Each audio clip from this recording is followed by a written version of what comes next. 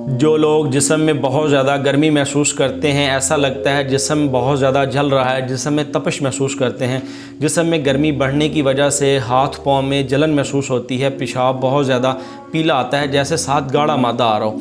अक्सर जिस्म में गर्मी की हिद्दत बहुत ज़्यादा बढ़ने की वजह से मर्दों में सोजाक का मसला हो जाता है, जिसकी वजह से पेशाब में जलन होती है और पेशाब में रेशा आना शुरू हो जाता है। और इस मसले में मर्दों को बार बार इंतशार भी आना शुरू हो जाता है और आपका जो मखसूस पार्ट है बहुत ज़्यादा गर्म महसूस करते हैं आप।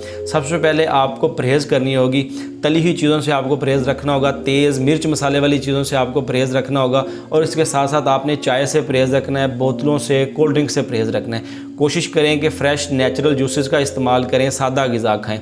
और अभी मौसम गर्मा शुरू हो रहा है तो आप दोपहर के टाइम में पेट भर के तरबूज लाजमी खाएँ और साथ ही नुस्खा इस्तेमाल करें। इससे पहले मेरी आपसे गुजारिश है कि मेरे YouTube चैनल का लिंक इस वीडियो के डिस्क्रिप्शन में भी मौजूद है, पेज की बायो में भी मौजूद है। YouTube चैनल को लाजमी सब्सक्राइब करें और वहाँ पे जो वीडियोस मौजूद हैं उनको ज़रूर देखें।